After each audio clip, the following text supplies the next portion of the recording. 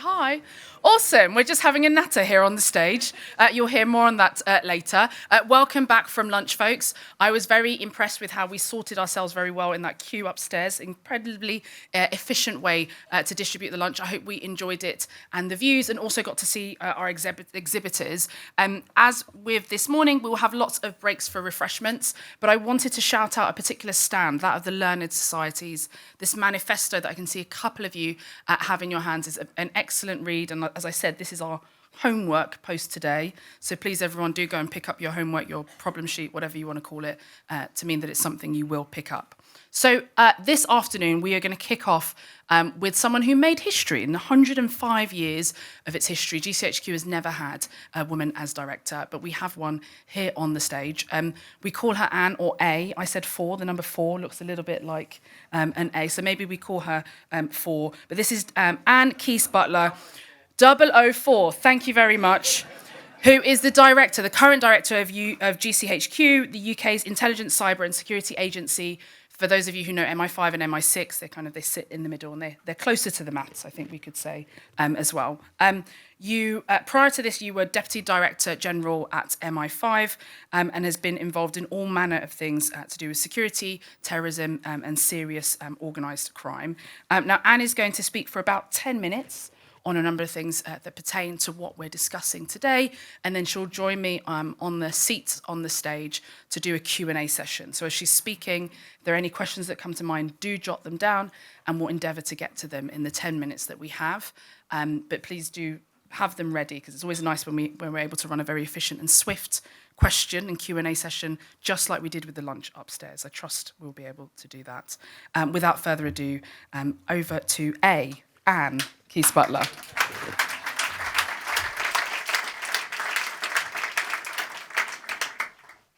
Thanks, Anne-Marie, and it's a real pleasure to be here with you and talking to everyone today. As Anne-Marie says, my name is Anne, and I'm the director of GCHQ. I'm also, although I'm pretty humble about saying this in this august audience, I'm also a mathematician at heart. So it's particularly pleasurable to be here today.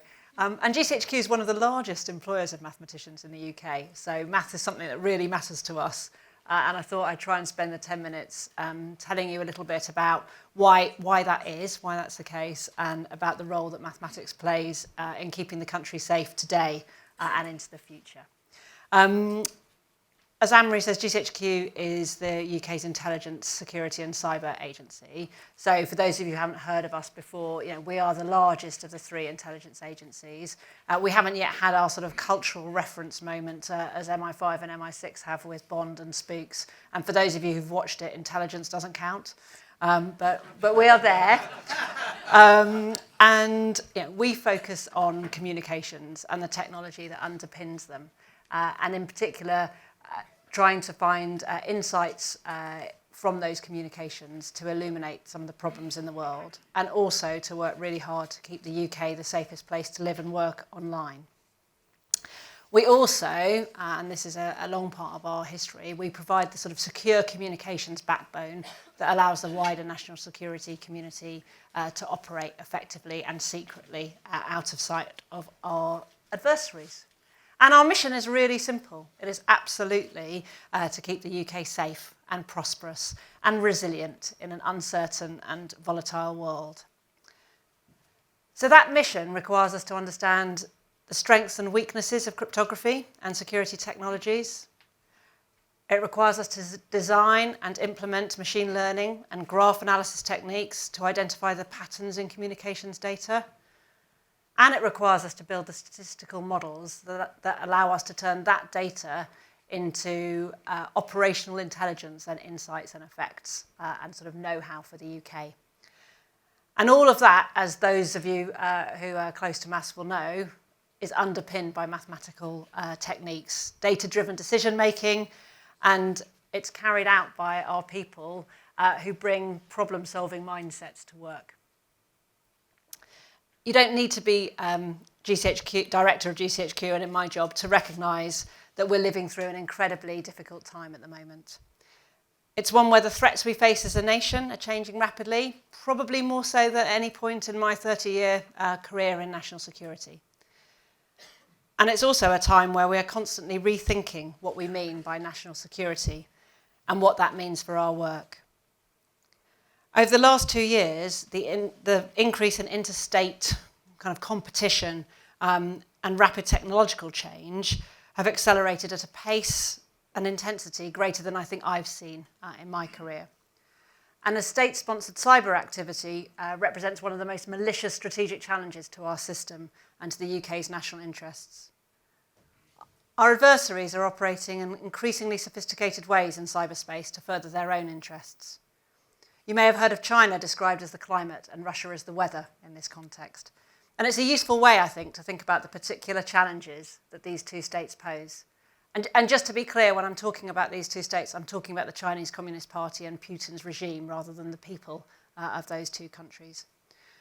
Russia poses the most acute threat to our security, and it's the storm we're in the midst of now, with a determined aggressive Russia seeking traditional political advantage by new high-tech means and by traditional means too. The illegal invasion of Ukraine is an attempt by Russia to undermine global stability, and its impact has been felt all over the world. GCHQ has contributed vital intelligence to shape the West's response to that invasion, and we've played an important part in strengthening Ukraine's cybersecurity. And I'm really proud of the role the UK has had in supporting Ukraine in its own defence, with over a decade of UK and allied investment in cybersecurity and technologies and advanced equipment for the Ukrainians, together with a willingness to share our intelligence, including much of it publicly, to help drive operations and response. The cyber threat to the UK from Russia is high and multifaceted, and you might have read some of that in the news before Christmas. But it's not changed significantly since the start of the invasion. However, the Russia-Ukraine conflict has demonstrated Russia's risk appetite has grown, and Russia-UK tensions are heightened. China poses an epoch-defining threat or challenge to the international order, with implications for almost every area of government and the everyday lives of all of us and those we care about.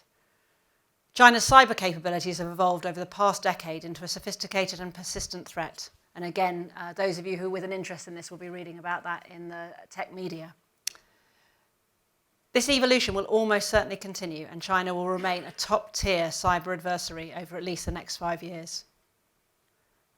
Major breakthroughs in artificial intelligence, quantum, network infrastructure technologies now and within the next decade will almost certainly dramatically change the national security threat from China. And if China overtakes other nations in emerging technologies, it will highly likely impose principles that are counter to the values of the UK and our allies. However, we continue to judge that China will highly likely only aim to use its high-end and offensive cyber in times of severe escalation or direct conflict, for example, as a precursor to any conflict in Taiwan. So staying ahead of our adversaries is really important, and as important to us today as it was in World War II and for my predecessors at Bletchley Park. For emerging or emerged technology, like AI and quantum, we're working to understand the threat to the UK from the adversary use of AI and how advanced they are. We're also trying to develop our own capabilities, as everyone else is, to see how we can make the most of the opportunities that AI presents us to be better at our intelligence and security work.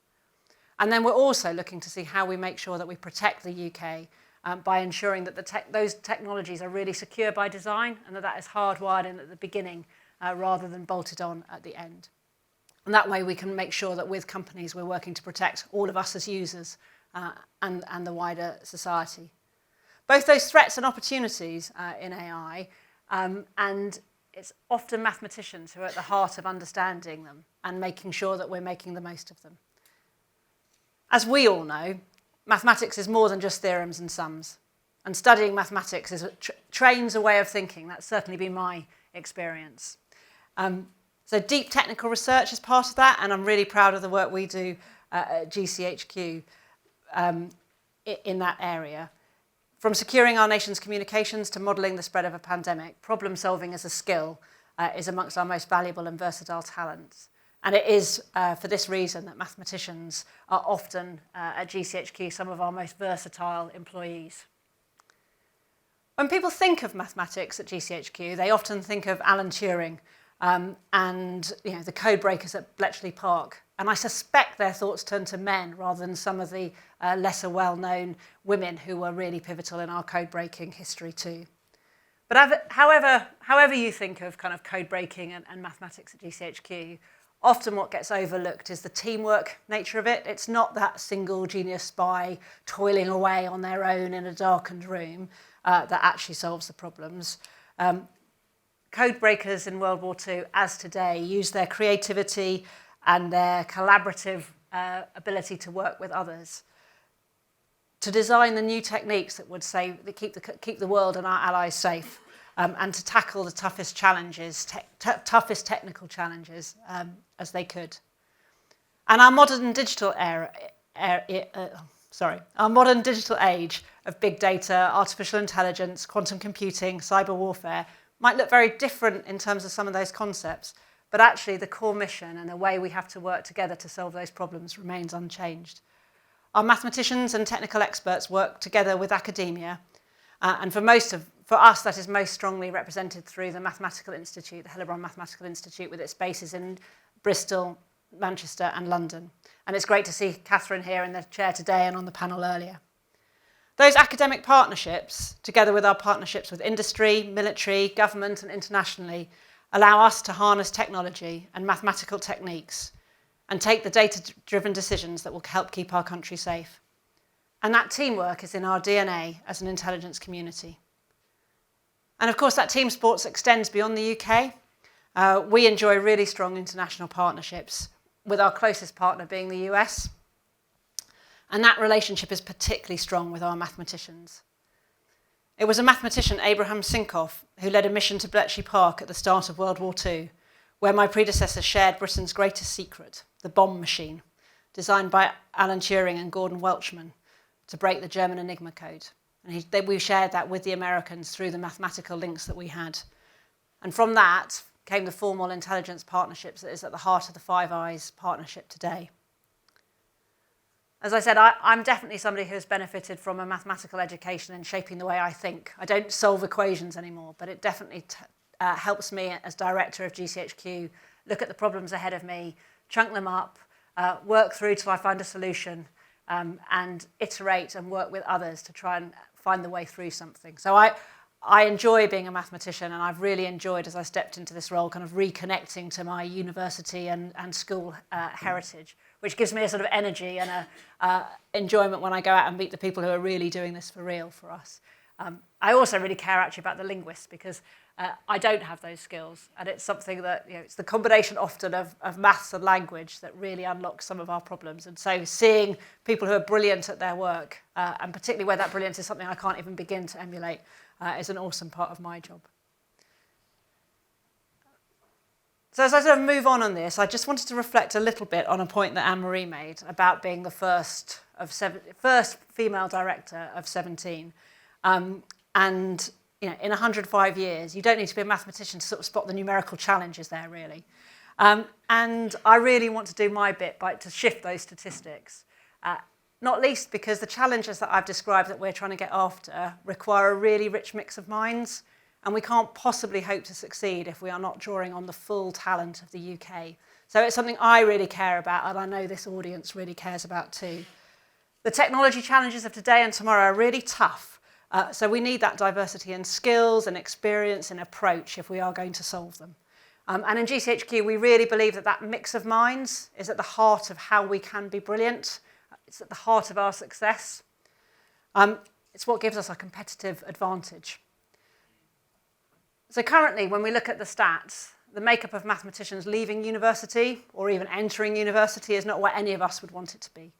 And in my own organisation, women make up only about a third, just over a third of the organisation, which when I compare it to Bletchley Park, which had 75% of its workforce were women, it feels something in the wrong direction there.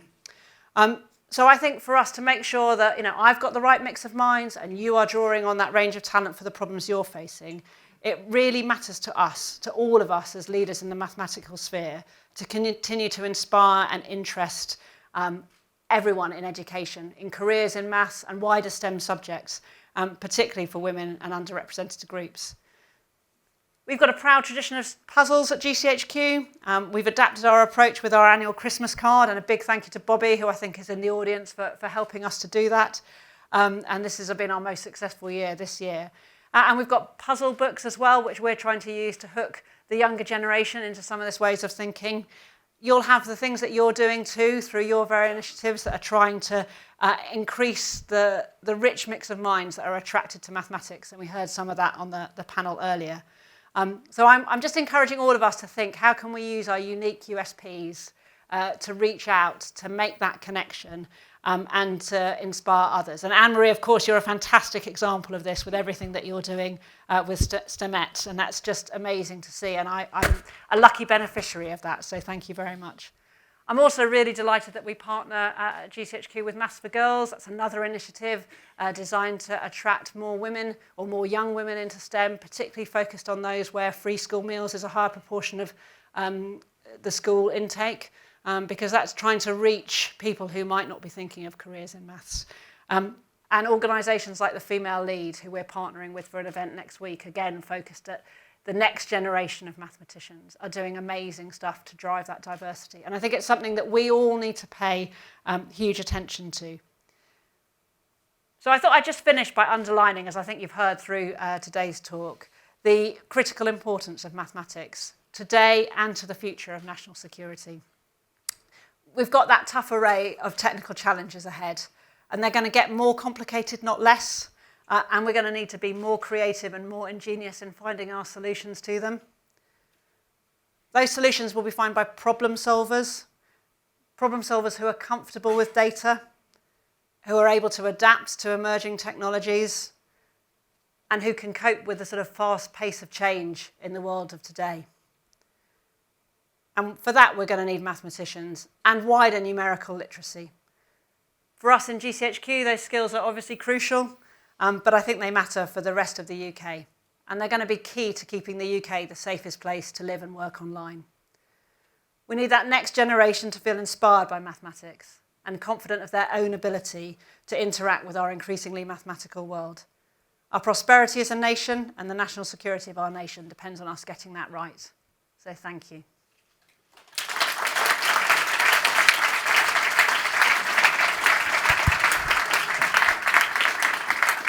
Anne has come to join me, and we should say for the record, she's sat on the seat closest to me, which means we are friends. We're going to have a great conversation. I'm holding the microphone, so I'm going to ask the first question, and then we'll go out into the audience. And there's so much you covered there that I think some we could have guessed, but the way you put it together. So geopolitical, climate and weather, I absolutely loved. This idea of kind of principles and values being built. And so we're making things secure by design, and it has to be intentionally done from the beginning. That mathematical understanding and way of thinking that I'm surprised we've not had, even louder on panels already today, but that's our special sauce I think we definitely have in approaching life as it is. I thought you were going to mention her, Joan Clark. And Ruth Biggs. I mean, there are lots of them. I was at a great event at Newnham College last night where they've uncovered sort of 77 women who went from Newnham to Bletchley in the war, and with amazing stories, most of them untold, which is a whole different subject. It's a whole thing, which I am coming back to, but also this idea of interdisciplinary as well, right? Cross-disciplinary, having the maths, having the language, and beyond. So many different bits, but it's that competitive advantage, which I think is why we're all here today. There's a competitive advantage we have in having the right folks engaging in maths. And I'm going to do a small STEMette's plug, actually, for our white paper that Was mine not big enough for you? Oh, no, of course. This is even smaller. But on a white paper that we released at the House of Commons last week, looking at education reform, and in particular, those stories of those women, right? If we look across our GCSE and A-level STEM curriculum at the moment, there are 14 names of men in the science curriculum, only one of women. There are 3 of men in the maths curriculum and no women at all. So it's something we really do need to work on. As you mentioned in your plugs, there's something about the pipeline and the folks entering in. But GCHQ, I think there's a lot that we can learn from you as an organisation in terms of what it looks like for retention, right? And the environment that you're building that allows women to thrive in what's a mathematical, what's a security, what's a technical space. So for the folks that we have across policy, across industry, across academia, are there any kind of good examples or lessons learned that you can share to show that this is something we can all do together, not just at entry, but for maintenance? So I think retention is a challenge for all of us who are looking to, in an increasingly competitive world. And Lucy Marie talked about this earlier, didn't she, where she could offer mathematicians, big bucks in finance, and I can't offer them big bucks in national security. What I can offer is a real sense of purpose. And some of the toughest problems that you're ever going to face, and I think it was probably David on the panel earlier saying, if we can make maths really interesting and really exciting, then that will get people energised in teaching. So at GCHQ, I set out in sort of very headline terms, and I didn't even get into terrorism or sort of wider conflict, some of the challenges that maths is really helping to tackle. And linking through to that purpose is a really, really powerful challenge. And then, decrypting codes from some of the toughest code makers out there is a pretty big challenge. And so if you're a mathematician and that is something that you want to follow through, I can't think of any tougher challenge to face. And then it has a real world impact on people you love and care about who you are helping to keep safe. So that purpose is our special source to retention. There's a whole load of other things that you've touched on already about recognition, rewards, why are this stuff not in the news? Why are people not getting excited about it? That we have to fight against. But a really strong purpose helps. Definitely. The spies, that's always the thing that we have with the girls. Don't just be the evil genius, be the good genius on the other side with your use of STEM. Right, questions from the audience. There's a hand that went up just there at the back and maybe one here towards the front. Hello. You mentioned that the Chinese are, I think, an epoch-defining threat, but also that they're sitting on most of their stuff and saving it for Taiwan or whatever. How do we know that they're such a threat if they're not using it? So I said they're sitting on their offensive cyber capabilities, so their ability to affect us. I think if you look at some of the recent testimonies in the States from the FBI and Jen Easterly, who's responsible for cybersecurity in the States, they're talking very much about how persistent Chinese cyber attacks are through our networks. And the UK is not seeing anything different to the US. And so we can absolutely see the information loss, the IP theft, the prevalence on our networks. What I'm trying to do is have a balancing where we don't think anyone is going to press a big red, effects button now. But we know they are pre-positioned and they have capabilities and they are taking information from our systems. Thank you. There's a question here at the front.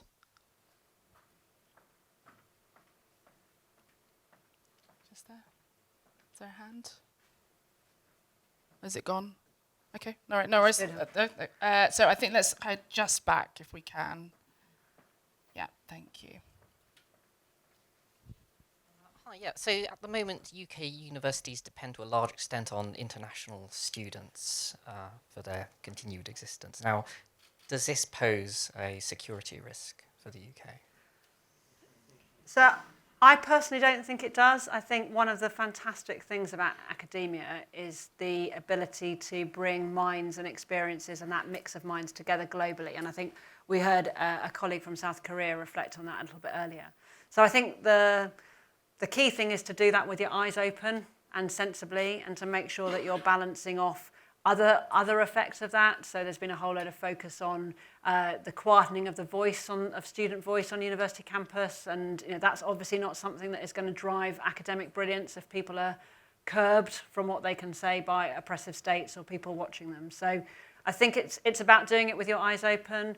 NCSC, our National Cybersecurity Centre, is really proud to be part of some work with UKRI and the National Protective Security Agency called Trusted Research, which sets out how you can go about working together in a way that protects your competitive advantage research for your own country, your own sponsor, but do that in a way that unlocks that academic global brilliance, which we absolutely need to succeed. We won't be the best on our own, but how we do it sensibly feels really important to me. Is there one more question? Perhaps one on this side. Okay, just at the front here. It's coming round to you. I'm liking this. This is tough questions. Good. Fantastic. Hello. Question, you made me think about the balance across GCHQ and perhaps the balance in other security agency equivalents around the world. I was wondering whether you've done any studies to look at the diversity versus performance other agencies. Let's start with the US and go out from there. It's just as a concept, whether or not that's Yeah. a threat or an opportunity. I mean, Matthew Syed talks about this really powerfully in one of his books, where he has looked at the closed thinking, particularly within the CIA around 9/11. And what he draws from that very powerfully is that if you have a group of people who all think the same, with the same history, the same culture, they will attack a problem in the same way and come out with one answer.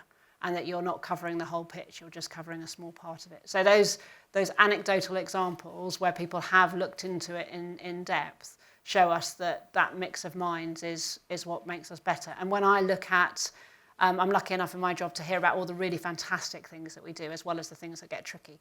But on the fantastic stuff, when I look at what were the critical factors here, how did you succeed, it is almost always we had a fantastic team. And everyone in that team brought a different thing, your point about multidisciplinary, and a different way of thinking. And it's why I'm really proud of our sort of record for championing neurodiversity in GCHQ, because that, again, gives us a different superpower of people who are tackling problems from a different way. And it's not that any one of them is better than the other, it's that mix. So there is quite a lot of evidence out there, but I would recommend Matthew Syed's work, because it's very powerful, and as a boss, I pay quite a lot of attention to that. Fantastic. I think we're going to have to end it there. Thank If you can you. join me in thanking Keast-Butler.